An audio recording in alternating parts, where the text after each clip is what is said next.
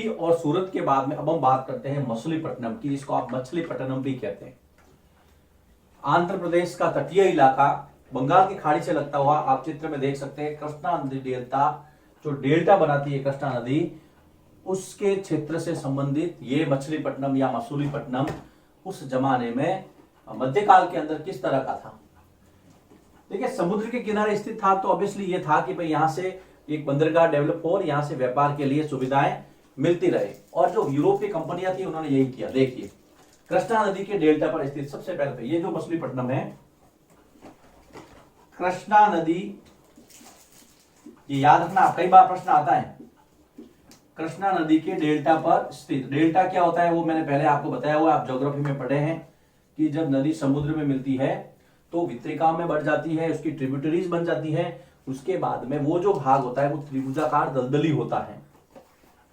इस तरह से मान लीजिए नदी है, ये समुद्र में मिल रही है, मिलने से पहले ये वितरिकाओं में बढ़ जाती है, ये जो भाग है ये त्रिभुजाकार है, ये कहलाता है डेल्टा, और इसकी विशेषता होती है ये बहुत उपजाऊ होता है। दोस्तों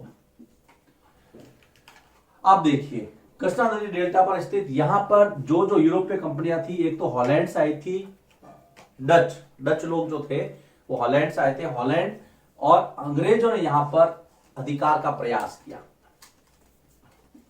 तो डच हॉलैंड से थे, ये ध्यान रखना। डचों तथा अंग्रेजों ने, जिन्होंने भारत पर सबसे ज्यादा राज किया, अंग्रेजों ने यहां प्रभुत्व का मतलब अधिकार का प्रयास किया। प्रयास इसीलिए था कि ये बंदरगाह है तो व्यापार में हमारी हेल्प करेगा, बंगाल की खाड़ी के अंदर जो व्यापार होगा उसमें हमारी ये मदद करेगा। और यहां पर जो किला बनाया उसका श्रेय जाता है हॉलैंड वासियों को, डचों को। यह आपके ब्लैंक स्पेस के अंदर एक प्रश्न है। हॉलैंड वासियों ने मछलीपट्टनम या मसूलीपट्टनम, एक ही बात है ना, कंफ्यूज मत होना। हॉलैंड वासियों ने मछलीपट्टनम का किला बनाया, यह प्रश्न बहुत बार आता है और आपको सीधा सीधा जवाब इसका याद रखना है बेटा कि मछलीपट्टनम या मसूलीपट्टनम का किला किसने बनाया, डचों ने या फिर हॉलैंड वासियों ने, कुछ भी लिख सकते हैं आप। ये फैक्ट आप ध्यान में रखेंगे। यहां पर अंग्रेज ईस्ट इंडिया कंपनी जो थी उसके गुमास्ते बहुत घूमते थे। अब गुमास्ता क्या होता है, एक शब्द आया है गुमास्ता, इसको आप, ये टर्म है, इसको आप याद रखेंगे। जैसे सूरत वाले केस में हमने देखा था हुंडी, एक्चुअल में गुमास्ता क्या होता था, एक एजेंट होता था जो यूरोपीय जो ट्रेडिंग कंपनी थी उसके व्यापार को देखने के लिए एक आदमी नियुक्त किया जाता था, जिसको हम गुमास्ता कहते थे। तो लिख सकते हैं हम यूरोपीय ट्रेडिंग कंपनी, मतलब व्यापारी कंपनी है ना, यूरोपीय, यहां पे ट्रेडिंग नहीं लिखूंगा मैं, व्यापारी की लिख देता हूं। यूरोपीय व्यापारी कंपनी की गतिविधियों, यूरोपीय व्यापारी कंपनी की गतिविधियों की देख रेख करने वाला इंचार्ज, प्रभारी, जिसको आप कुछ भी कह दीजिए, या फिर मैं यह कहूंगा एजेंट, इसको हम गुमास्ता कहते हैं। और एक गुमास्ता यहां पर आया था विलियम मैथवर्ड 1620 के अंदर, इसका नाम याद रखना। विलियम मैथवर्ड एक गुमास्ता था, विलियम मैथवर्ड 1620 के अंदर ये एक गुमास्ता था और इसने इसका मछलीपट्टनम का वर्णन किया है। यह आप ध्यान रखना, इसने इसका वर्णन किया कि ये शहर कैसा था, लेकिन इसने कुछ खास बताया नहीं है, मतलब इतना कोई महिमा मंडन नहीं किया इसका कि ये बहुत इस तरह से था, चला था। ये देखिए गुमास्ता, इसको आपको ध्यान में रखना है। गुमास्ता क्या था, व्यापारी कंपनी की गतिविधियों को देखने वाला एक प्रभारी अधिकार, प्रभारी था, एक एजेंट कह सकते हैं हम इसको। हॉलैंड वासियों ने मछलीपट्टनम का किला बनाया, इसको आपको पता रखना है।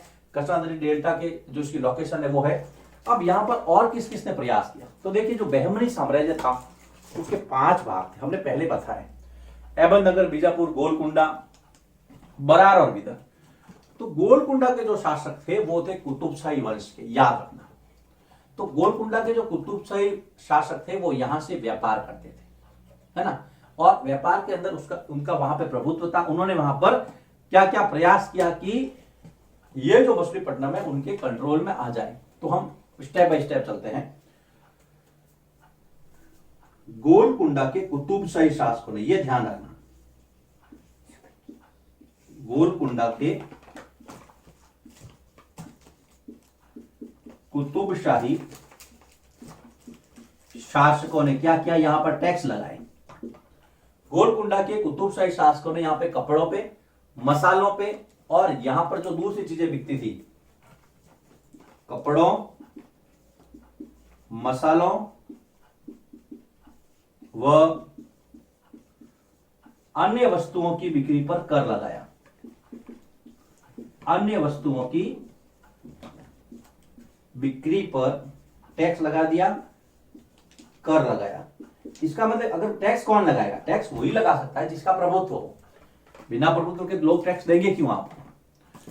अब यहां पर जो दूसरे और भी शक्तियां थी, चाहे वो फारसी व्यापारी थे, तेलुगु, कोमटी, चेटियार, यहां के जो लोकल ट्रेडर्स थे, व्यापारी थे, यूरोपीय व्यापारी थे, वो सब यहां आकर के बसने लगे। कैसे, देखिए कौन कौन रहने लगे यहां पे। फारसी सौदागर, सौदागर मतलब व्यापारी, फारसी व्यापारी, फिर यहां के जो लोकल थे, कोमटी, चेटियार जो तेलुगु बोलते थे, और यहां के स्थानीय थे तेलुगु। फारसी, तेलुगु, कोमटी, चेटियार, यूरोपीय व्यापारी, यूरोपीय व्यापारियों ने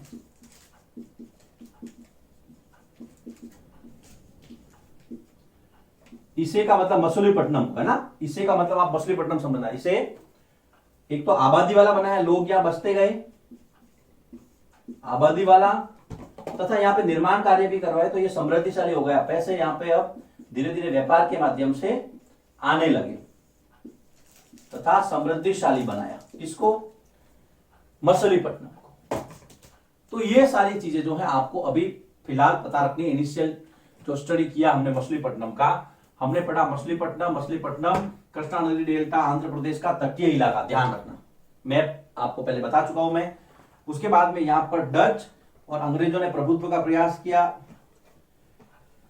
गोलकुंडा के कुतुबशाही शासक जो थे, यहां पर उन्होंने टैक्स लगाया। इसका मतलब है कि गोलकुंडा का यहां पर प्रभुत्व था इस इलाके पर। यहां पे जो किला बनाया वो हॉलैंड वासी ने बनाया, डचों ने। यह प्रश्न कई बार आता है, ध्यान में रखना है आपको। इसके अलावा जो गुमास्ता की जो टर्म है वो आपको पता रखनी है। विलियम मैथवर्ड 1620 में यहां पर गुमास्ता आया था 17वीं शताब्दी के अंदर, उसने इसका वर्णन किया, यह भी ध्यान रखना है। उसके बाद में ये जो व्यापारी थे, इन्होंने यहां पर पैसा भी लगाया और यहां आबादी भी इनकी बसने लगी। अब हम इसको आगे बढ़ाते हैं कि मछलीपट्टनम में और क्या था। आप इसको लिखिए पहले। अब देखिए, मछलीपट्टनम जो व्यापार के लिए जाना जाता था, और वहां पर क्या कौन कौन लोग थे जिन्होंने प्रभुत्व का प्रयास किया। मुगल कौन सा चुप रहने वाले थे। और एक अब ये वो दौर था जब दिल्ली पर औरंगजेब का शासन हुआ करता था। तो देखो बेटा, उसका एक प्रतिनिधि और व्यापारी था मीर जुमला। इसकी भी व्यापारिक गतिविधियां यहां पर बहुत ज्यादा थी और इसने यहां पर अपना प्रभाव जमा रखा था। तो आपको लिखना है मुगल प्रतिनिधि और सौदागर, क्या नाम था, मीर जुमला। और इसके विशेष प्रयासों से 1687 और 88 में गोलकुंडा पर मुगलों का अधिकार हो जाता है। 1687-88 में 1687-88 में गोलकुंडा जीत लिया जाता है। गोलकुंडा के लगते लगते यहां का व्यापार भी क्या है, एक बार मुगलों के अधीन आ जाता है। 1687-88 में गोलकुंडा पर मुगलों का अधिकार, गोलकुंडा पर मुगलों का अधिकार हो जाता है 1687-88 में। यह आपको समय याद रखना है। मीर जुमला ध्यान रखना है। मीर जुमला कौन था, एक व्यापारी था, यह आपको पता रखना है। मुगल प्रतिनिधि था और मछलीपट्टनम के व्यापार पर उसकी नजर थी। लेकिन धीरे धीरे क्या होता है, जब ईस्ट इंडिया कंपनी यहां आती है, अपना व्यापार फैलाती है, तो मछलीपट्टनम से हटकर के जब उन्होंने देखा कि भाई यहां पर ज्यादा संघर्ष है, तो उन्होंने क्या किया, अपने नए विकल्प तलाशने शुरू किए और मुंबई, कलकत्ता और मद्रास, याद रखना नए व्यापार के विकल्प थे, ऑप्शन मिल गए उनको। अल्टरनेटिव जो है वो उन्होंने ढूंढ लिया था। कौन कौन से शहर, एक तो बंबई जिसको आप मुंबई कहते हैं, फिर मद्रास, और तीसरा था कलकत्ता जो बाद में डेवलप हुआ और बंगाल प्रेसिडेंसी के नाम से जाने जाना लगा। 3 शहर थे, मुंबई, मद्रास और कलकत्ता। इनको डेवलप किया गया व्यापार के लिए। अब नए नगर और व्यापारी की बात करते हैं। नए नगरों में तो आपको पता ही है कि जो मैंने 3 नाम दिए हैं यहां पर, वहां पर अंग्रेजों ने अपना प्रभुत्व बढ़ाया और भारतीय व्यापार पर वापस कब्जा करना शुरू किया। अंग्रेज, डच और फ्रांसीसी, इन तीनों ने अपनी ईस्ट इंडिया कंपनी स्थापित की। याद रखना, अंग्रेज, पुर्तगाली तो ज्यादा प्रभाव नहीं फैला पाए, अंग्रेजों ने, डचों ने और फ्रांसीसियों ने। ये तीनों व्यापारिक जो कंपनियां थी, इन तीनों की ईस्ट इंडिया कंपनी थी, लेकिन सबसे जो ज्यादा राज किया वो किया इंग्लिश ईस्ट इंडिया कंपनी या ब्रिटिश ईस्ट इंडिया कंपनी, अंग्रेजों ने। याद रखना, इन तीनों ने भारतीय व्यापार पर अपनी पकड़ मजबूत बनाने के प्रयास किए। तो आपके दिमाग में आ सकता है कि सर भारतीय व्यापारी क्या कर रहे, भारतीय व्यापारी भी कर रहे थे, लेकिन उनकी जो नौसैनिक शक्ति थी वो बहुत कमजोर थी। जैसे कि कुछ नाम है, मुल्ला अब्दुल गफूर, याद रखना, मुल्ला अब्दुल गफूर, एक वीर जी वोरा, वोरा भी जो है वो व्यापारिक जाति है। ये दोनों भारतीय व्यापारी थे। इन्होंने काफी प्रयास किया कि अंग्रेजों से हम संघर्ष करें या इन कंपनियों से संघर्ष करें, लेकिन इनकी जो नौसैनिक शक्ति थी वो उनके आगे नहीं टिक पाई और आखिरकार अंग्रेजों को सफलता मिली। इन तीनों में भी और इनसे भी, देखो इससे भी और इससे भी, आखिरकार जो सफल कौन थे, अंग्रेज सबसे लास्ट में सफल हुए। अंग्रेज सफल हुए सबसे लास्ट में। लेकिन इसके बाद के में दूसरी जगह पे देखिए, कपड़ा जो है अब बहुत ज्यादा आगे बढ़ रहा था सूती वस्त्र उद्योग और कपास के कारण से। तो नए नए व्यवसाय पनपने लगे थे, कताई है, बुनाई है, धुलाई है, रंगाई है, ये नए व्यवसाय पनपे। देखिए इधर कपड़े को बुनना, फिर कातना, सूत कातना, फिर कपड़े को रंगना और फिर छपाई। ये जो नए व्यवसाय थे वो प्रकाश में आए। लोगों ने नए नए रोजगार अपनाने शुरू किए, जिसमें बुनाई थी, कताई थी, रंगाई थी और छपाई थी। भारतीय वस्त्रों के नए नए डिजाइन बनने लगे और यहां पर एक जो नई प्रणाली थी वो विकसित हुई, जिसको आपने कहा है पेशगी व्यवस्था। देखिए क्या था पेशगी। पेशगी में क्या होता था कि अंग्रेज व्यापारियों द्वारा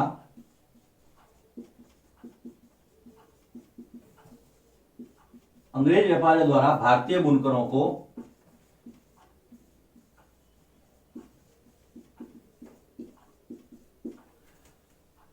कपड़े की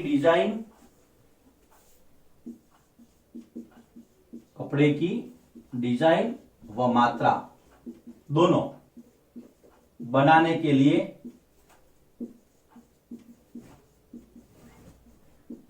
दिया गया एडवांस, उसको हम पेशगी कहते थे।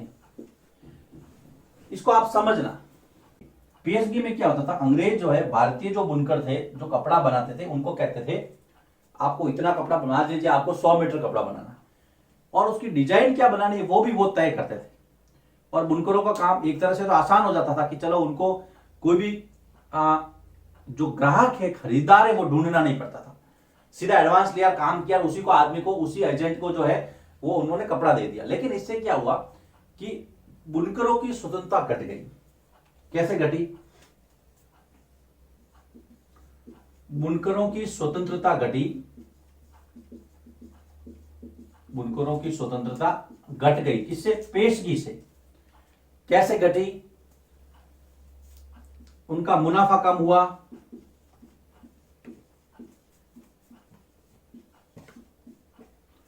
वे अपनी इच्छा अनुसार, है ना, अपनी मर्जी के डिजाइन, अपनी इच्छा के डिजाइन, अपनी मर्जी के डिजाइन तथा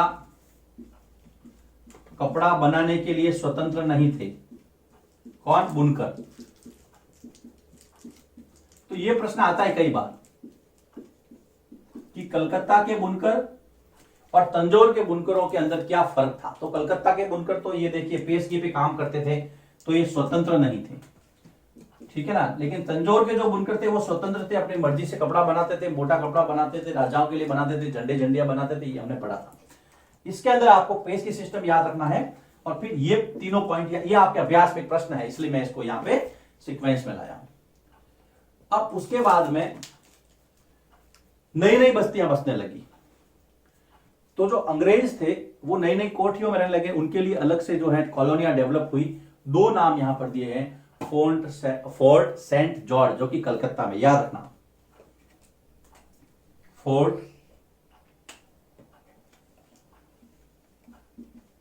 फोर्ट सेंट जॉर्ज जो कि है कलकत्ता में, और फोर्ट विलियम, याद रखना, फोर्ट विलियम जो है वो है मद्रास में। प्रश्न ये आता है अंग्रेजों के लिए कौन सी बस्तियां बसी, तो आपको दो एग्जाम्पल देने हैं। फोर्ट सेंट जॉर्ज जो है वो कलकत्ता में, और विलियम जो है वो कहां? मद्रास के अंदर। ये दोनों अंग्रेजी बस्तियां थी, मद्रास और कलकत्ता में। ये प्रश्न कई बार आता है, कभी ऑब्जेक्टिव में आ जाता है, 1 मार्क क्वेश्चन आ जाता है कि फोर्ट सेंट जॉर्ज कहां पे, कि कलकत्ता के अंदर। ये कोठियां थी, अंग्रेजों के रहने की बस्तियां थी जहां पे अंग्रेज रहते थे। जब अंग्रेज यहां रहते थे तो भारतीय कहां रहते थे, तो भारतीयों के लिए जो नई थी वो था, उसको कहा गया आपको, ये देखिए इधर मैं लिखता हूं, ब्लैक टाउन्स। प्रश्न आता है ब्लैक टाउन्स में कौन रहते थे, सीधा प्रश्न है अभ्यास का, आपको ध्यान में रखना है। ब्लैक टाउन्स में कौन रहते थे, ब्लैक टाउन्स कहां पे? ज्यादातर देखिए तीनों जो थी, कलकत्ता, बंबई और मद्रास। अब यहां पर रहते कौन थे? भारतीय व्यापारी,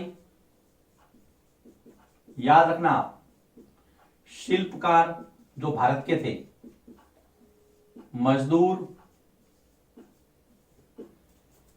तथा भारतीय जनता, आम आदमी जो था वो भी ब्लैक टाउन्स में रहता था।